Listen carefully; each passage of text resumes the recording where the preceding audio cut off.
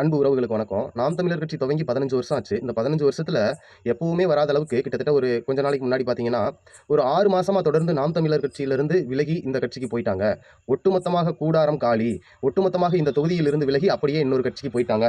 அப்படின்ற செய்திகள் அதிகமா வந்தத மக்களாகிய நீங்கள் எல்லோருமே பார்த்திருப்பீங்க. ஆனா பாருங்க, இந்த 15 ஆண்டு காலத்துல இந்த 15 ஆண்டும் இந்த செய்தி வராம இருந்துட்டு, திடீர்னு இந்த 6 மாச காலம் மட்டும் வந்துச்சு பார்த்தீங்களா? அது ஏன் தெரியுமா? ஆனா உண்மையாகவே அந்த காலகட்டத்துல நாம் தமிழர் கட்சியிலிருந்து விலகி வேற ஒரு கட்சிக்கு போனது உண்மதான்.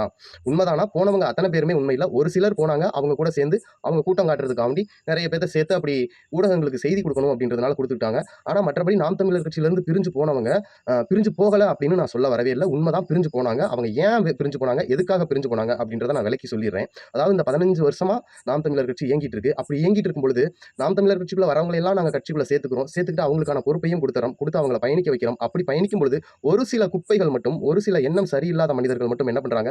அவங்களுக்கான பொறுப்ப வாங்குன பிறகு, உள்ளுக்குள்ள என்ன பண்றாங்க? இப்ப நாம் தமிழர் கட்சி என்ன சொல்லுதுன்னா, "சாதி பார்த்து பழக மாட்டோம். சாதி பார்ப்பவர்களோடு பழகவே மாட்டோம்." அப்படின்னு அடிக்கடி அன்னை சொல்றத நீங்க கேட்டிருப்பீங்க. நாங்க எல்லோரும் அப்படித்தான் பயணிச்சுக்கிட்டு இருக்கோம்.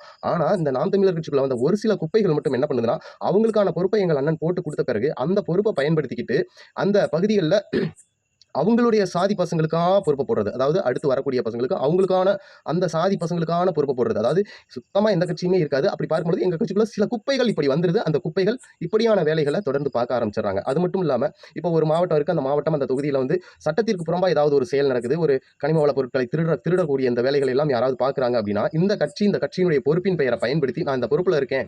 அதனால வந்துட்டு நீ இந்த கடத்தல் தொழில தொடர்ந்து செஞ்ச அப்படின்னா, நாங்க ஆர்ப்பாட்டம் பண்ணுவோம், போராட்டம் பண்ணுவோம் அப்படின்னு சொல்லி இந்த குப்பைகள் ஒரு சில குப்பைகள் நாம் தமிழர் கட்சிக்குள்ள வந்து பொறுப்பு வாங்கி வச்சிருக்கு பார்த்தீங்களா? இந்த குப்பைகள் அவங்கள மிரட்டி, இதன் மூலமா அவங்கள்ட்ட காசு வாங்குறது, இது மாதிரியான வேலைகள பார்க்கிறது. அது மட்டும் இல்லாம, அண்ணன் சீமான் அந்த தொகுதியில ஒரு வேட்பாளர அறிவிக்கும் பொழுது, அந்த வேட்பாளர தேர்வு பண்ணும் பொழுது, அந்த சாதிய அ எண்ணங்கள்லயே இருக்கான் பார்த்தீங்களா? அந்த பொறுப்பாளர். அவன் என்ன பண்றான் அப்படின்னா, இந்த சாதியில இருந்து வேட்பாளர போட்டு நான் அவனுக்கு கீழ வேலை பார்க்கணுமா?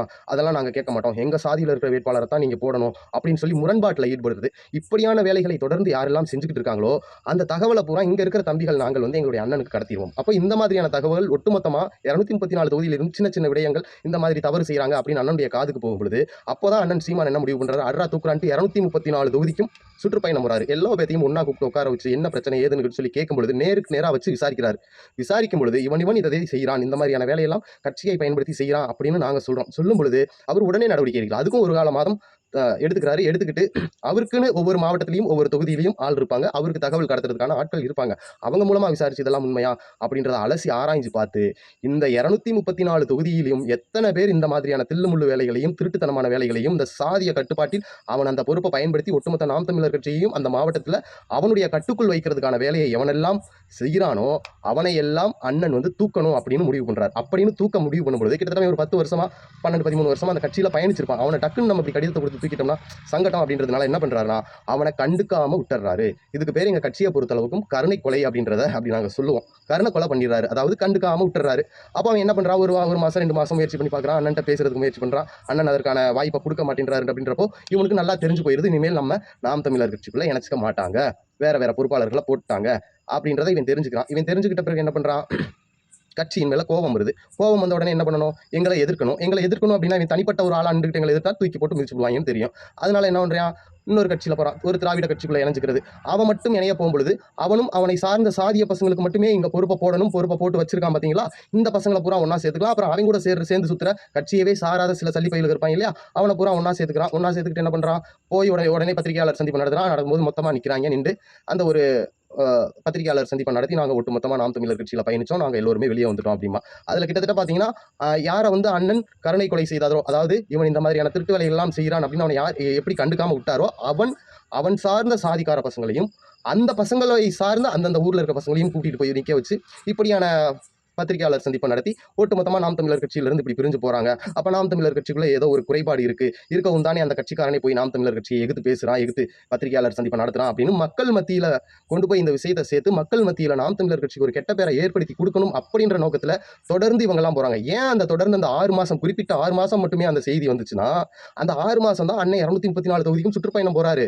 2 சுற்றா போறாரு. முதல் ஒரு சுற்று வந்துட்டாரு, 2வது சுற்று ஒருக்க வராரு. இந்த சுற்று வந்து அடிச்சு எவனை எல்லாம் ஒதுக்கி விடுறாரோ அவனெல்லாம் நாம் தமிழர் கட்சியிலிருந்து விலகினேன் போவான். ஆனா நாங்க அவங்கள விளக்கல. ஏன்னா கிட்டத்தட்ட ரொம்ப நாளா பயணிச்சிருப்பாங்க. டக்குன்னு நம்ம அப்படி அவனுக்கு கடிதத்தை கொடுத்துட்டா இதாயிரும் அப்படின்றதுனால அண்ணன் வந்து அத ஒரு பெருந்தன்மையா அவன வந்து நம்ம அப்படி அசிங்கப்படுத்திறக்கூடாது. இத்தன நாள் நம்ம கட்சிக்காக வேண்டி உழைச்ச பையன் தானே. சரி போயிட்டு போறான் அப்படின்னு ஒதுக்கி விட்டுட்டாரு. ஆனா இந்த நாய்க என்ன பண்ணிடுச்சுன்னா, பத்திரிகையாளர் சந்திப்ப தொடர்ந்து நடத்தி இப்படியான தகவல மக்கள் மத்தியில கொண்டு போய் சேர்த்து நாம் தமிழர் கட்சிக்கு கெட்ட பெயர் எடுத்துக் குடுக்கணும்ன்ற நோக்கத்துல இந்த மாதிரியான வேலைகள செஞ்சாங்க.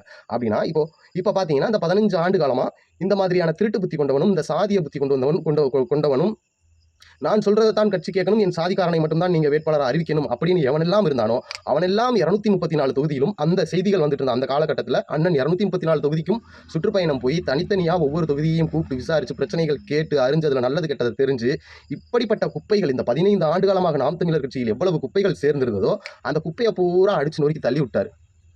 அதுக்கப்புறம் இப்போ நாம் தமிழர் கட்சி உண்மையாகவே பார்த்தீங்கன்னா, ரொம்ப போயிட்டு இருக்கு. கிட்டத்தட்ட எங்களுடைய திண்டுக்கல் மாவட்டம், திண்டுக்கல் தொகுதி எடுத்துக்கிட்டீங்கன்னா, இந்த 234 தொகுதிக்கு அண்ணன் சுற்றுப்பயணம் வந்து அப்படி அந்த வகையில எங்க திண்டுக்கல் மாவட்டத்துக்கு வந்து, அந்த கழிசடைகளையும், அந்த குப்பைகளை எல்லாம் தூக்கி எறிஞ்ச பிறகு, இன்னைக்கு பார்த்தீங்கன்னா, எங்களுடைய கட்சி நாம் தமிழர் கட்சி உண்மையாவே திண்டுக்கல் மாவட்டத்தில நல்லா வளர்ந்துட்டு இருந்த 7 தொகுதியிலுமே நல்லா வளர்ந்து போயிட்டு இருக்கு. பொறுப்பாளர்கள் ஒருவருக்கு ஒருவர் ஒத்துமையா, அந்த சாதிய பாகுபாடு இல்லாம ஒவ்வொருவனும் அண்ணன், தம்பி, அங்காளி, வங்காளி மாரி ரொம்ப நெருக்கமா பழகி நல்ல முறையில பயணிச்சுட்டு இருக்கோம். அண்ணன் இந்த 234 தொகுதிக்கும் சுற்றுப்பயணம் வந்து இதையெல்லாம் முடிச்ச பிறகு இன்னைக்கு நாங்க எல்லாம் அப்படி ஒத்துமையா இருக்கோம். ஆனா, அண்ணன் 234 தொகுதிக்கும் சுற்றுப்பயணம் வந்து கலந்தாய்வு கூட்டம் போட்டு, இந்த கழிசடைகளை எல்லாம் வெளியேத்துறதுக்கு முன்னாடி நாங்கல்லாம் எப்படி இருப்போம்னா, ஒருவனுக்கு ஒருவருக்கு பேசிக்கவே மாட்டோம். அந்த கட்சி நிகழ்வு அதுக்கு போறோம்னாலே கட்சிக்காண்டி போகணும். என்னடா பண்றது? கட்டிட்டமே வாழ்ந்து தொலையணுமே அப்படின்னு ஒரு பொண்ணோ, ஒரு பையனோ வாழ்றாங்க பார்த்தீங்களா? அந்த மாரி என்னடா பண்றது? உள்ள வந்துட்டுமே போய் தொலையணுமே அப்படின்ற ஒரு மனநிலையில தான் போவோமே தவிர, அவ்வளவு உள்ளுக்குள்ள இருக்கிற பசங்களுக்கு ஒருத்தனுக்கு இடையில அ சிக்கல இழுத்து விட்டு, வம்பிழுத்து விட்டு, இந்த மாதிரியான வேலைகளை எல்லாம் நெறைய இவைங்க பார்த்துக்கிட்டு இருந்தாங்க. அந்த சாதிய கட்டுப்பாடு, அந்த சாதிய மனநிலையில இருக்கிற பசங்க, இருக்கிற பொறுப்பாளர்கள் இந்த வேலையெல்லாம் பார்த்து தொகுதியவே சீர்குலைச்சிருந்தாங்க. ஆனா இன்னைக்கு பார்த்தீங்கன்னா, நாம் தமிழர் கட்சி இந்த மாதிரியான ஒட்டுமொத்த கழிசடைகளையும் வெளியேற்றி சுத்தமான அதாவது தமிழ் தேசியத்தில பயணிக்கிறதற்கு எவனுக்கெல்லாம் தகுதி இருக்கோ, அந்த தகுதி வாய்ந்தவன், தகுதியானவன், அந்த தகுதிக்கேற்ப நடந்து கொள்பவனை மட்டுமே நாம் தமிழர் கட்சி வச்சு, இன்னைக்கு ஒரு தூய்மையான கட்சியா இந்த நாம் தமிழர் கட்சி இப்ப பயணிச்சிருக்கு. அதுவும் இந்த அண்ணன் 234 தொகுதிக்கு வந்து கலந்தாய்வு போட்டு இந்த கழிசறைகள் எல்லாம் தூக்கி விட்டுட்டோம்.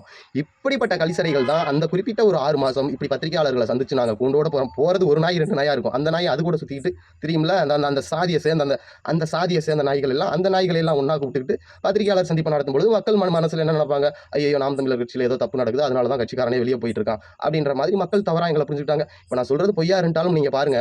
2யும் ஒப்பிட்டு பாருங்க. எந்த தேதியில எந்த அந்த 6 மாசத்துக்குள்ள இந்த மாதிரியான செய்திகள் வெளிவந்துகிட்டே இருந்துச்சோ, அந்த 6 மாசமும் நீங்க எடுத்து பார்த்தீங்கன்னா, ஒட்டுமொத்த தமிழ்நாட்டிலயும் 234 தொகுதியிலும் அண்ணன் செந்தமிழன் சீமான் அவர்கள் நாம் தமிழர் கட்சிக்கு சுற்றுப்பயணம் போய் ஒவ்வொரு தொகுதியா கூப்பிட்டு விசாரிச்சு, அதுல நல்லவன் யாரு, கெட்டவன் யாரு அப்படின்னு கரெக்ட்டா பிரிச்சு, அந்த கெட்டவன பூரா நகர்த்தி விட்டாரு. அந்த கெட்டவன் எல்லாம் போய் இப்படி பத்திரிகையாளர் சந்திப்பு நடத்தி அந்த 6 மாசமும் எங்கள அவதூறு பரப்பிக்கிட்டே இருந்தான். ஆனா நீங்க அதுக்கப்புறம் பாருங்க அந்த 6 மாசம் தான். அண்ணன் என்னைக்கு இந்த சுற்றுப்பயணம் போறதை எல்லாம் முடிச்சு நிறுத்தின பிறகும் ஒரு 1 மாசம், 2 மாசம் இந்த பத்திரிகையாளர் சந்திப்ப நடத்தி நாங்க வெளிய போறோம்னு சொல்லிட்டு இருந்திருப்பாய்ங்க. அண்ணன் அதுக்கப்புறம் அந்த சுற்றுப்பயணத்த என்னைக்கு நிறுத்தின பிறகு பார்த்தீங்கன்னா, இந்த மாதிரி ஒருத்தன் கூட வெளிய போனதா செய்தி வராது. அது மட்டும் இல்லாம அதுக்கு முன்னாடி பார்த்தீங்கன்னா, ஒரு இணையதள பக்கங்கள்ல நெறைய பேரு என் கட்சியில இப்படி நடக்குது, அப்படி நடக்குது, நாம் தமிழர் கட்சியில அப்படி நடக்குதுன்னு உள்ளுக்குள்ள இருக்கிறவனே பேசுவான். அந்த உள்ளுக்குள்ள இருக்கிறவனே பேசினவன் பூரா அந்த சாதிய சிந்தனையில இருந்தவனும், இந்த களவாங்குற சிந்தனையில இருந்தவனும், இந்த மண்ணுக்கு புறம்பான, மக்களுக்கு புறம்பான செயலை செய்யக்கூடியவன் எவனவனோ, அவனை எல்லாம் ஏமாத்தி அவன்ட்ட காசு வாங்கி கஞ்சி குடிச்சுக்கிட்டு இருந்த புறம்போக்குகளும் அப்படி எல்லாம் உள்ளுக்குள்ள இருக்கும்போதே எழுதிட்டு இருந்திருப்பான். ஆனா, அண்ணன் சீமான் அவர்கள் 234 தொகுதிக்கும் போயி, இந்த பிரச்சனைகளை எல்லாம் சரி பண்ணி, இந்த கழிசடைகளையும், இந்த குப்பைகளையும், இந்த அயோக்கியர்களையும் வெளிய தூக்கி போட்ட பிறகு பார்த்தீங்கன்னா, உள்ளுக்குள்ள கட்சிக்குள்ள இருந்து எவனுமே அந்த மாதிரியானத எழுத மாட்டான். கட்சிக்குள்ள இப்படி நடக்குது, அப்படி நடக்குது, அது இப்படி, இது இப்படி அப்படின்னு ஒரு கட்சிக்காரனே எழுத மாட்டான்.